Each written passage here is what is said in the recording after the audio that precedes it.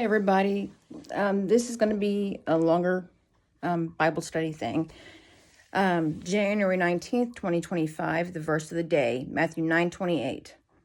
And when he was come into the house, the blind men came to him, and Jesus saith unto them, Believe ye that I am able to do this? And they said unto him, Yea, Lord. Meditation. What we believe about God is crucial to who we are. It will shape our lives, our relationship with Him, and our interactions with others.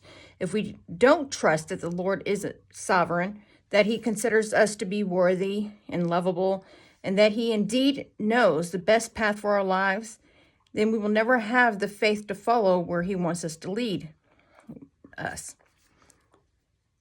We will have a permanent distrust for His will for our lives, which ultimately means we will never position ourselves to receive all the joy and blessings He desires to pour out on us all.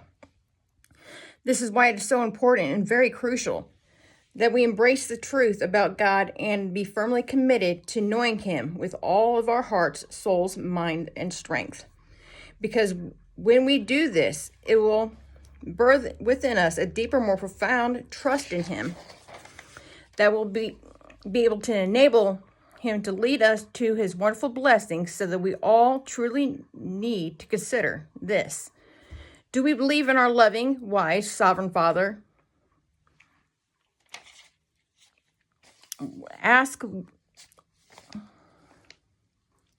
When we ask Him to help us, do we truly believe He's going to help us?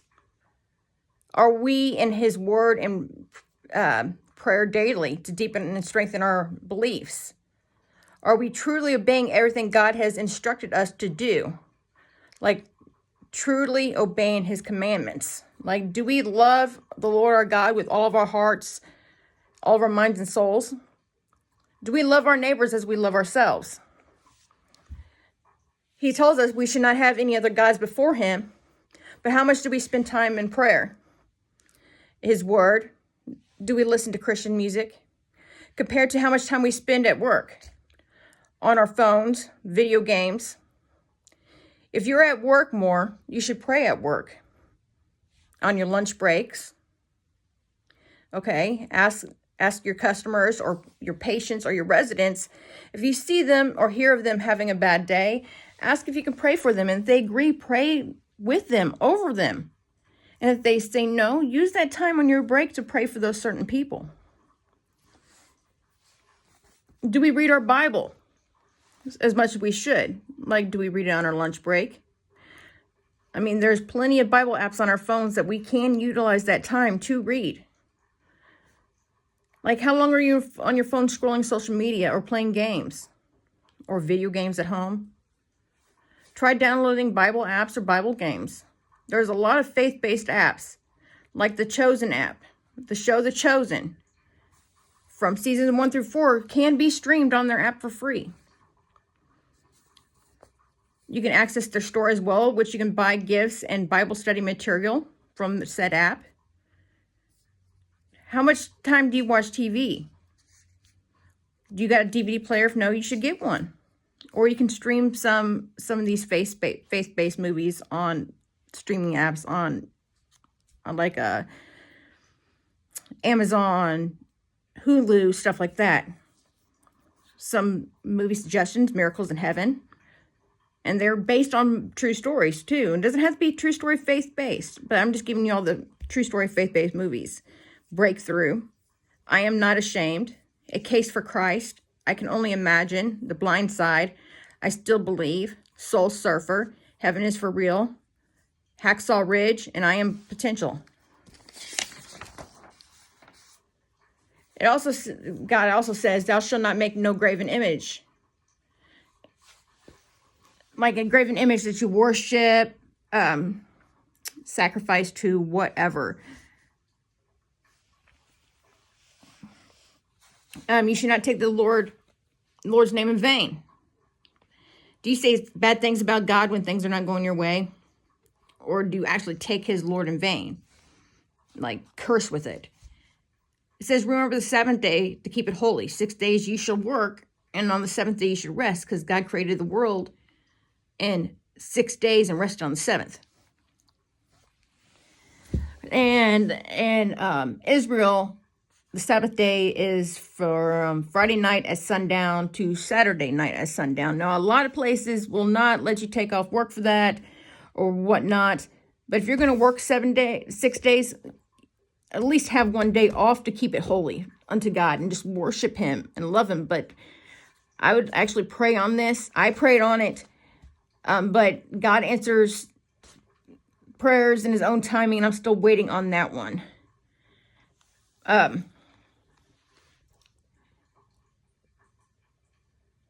And on the seventh day, God hallowed it. Hallowed means made it holy. Honor your father and mother, that the days of your life may be prolonged in the land which the Lord thy God giveth thee. Like, respect your parents.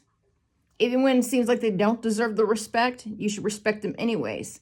Listen to them, etc. Unless what they do or say or ask you to do or tell you to do goes against God's word. Like if they ask you to lie, steal, whatever. If it's sinful, you don't have to do it. Thou shalt not kill. A lot of different Bibles is like you should not murder. But this means if someone makes you super angry and you feel it in your heart and you don't want to forgive them, or you show them hatred or disrespect, you cuss them out or physically harm them, that is considered murder in God's eyes. Thou shalt not commit adultery. This means don't say that this person is sexy or fine as you know what, have dirty thoughts about them, texting the opposite sex, going alone places, and especially if you have to hide it from your spouse, that is adultery. Going other places alone with them, and that's not family. Talking about relationship issues with them, we should be speaking to God about it and your spouse about it. Going on dates, having intercourse, flirting, doing stuff to self, watching pornography, kissing, whatever, strip clubs, it's all adultery. Lust is adultery. If you have a desire to do things with them, that is adultery. Thou shalt not steal. You should not bear false witness against your neighbor, and you should not covet your neighbor's stuff. Wife, servants, animals, whatever. You should not want it and wish you had it, because God provides for you. All you got to do is ask him, and sometimes his answer is going to be no. And a lot of times it's be patient, wait. It's all on his timing, and we need to trust that it's going to be on his timing. He'll answer it in the order he decides to do it. So don't miss a moment that you can spend time with God. Just say, hey, I'm on my phone 5 hours of the day, just scrolling, doing whatever. At least take half of that and spend it time worshiping God. Spend time in his word. The more and more you do this, and I am working on this myself, I'm not going to give advice, I'm not going to take myself. The more and more you do this, the more and more your relationship deepens and grows with God. Just like when you are dating someone, you spend time with them, you get to know them, and eventually be husband and wife material, and you get married and stuff, but you still have to spend time with them. Am I correct?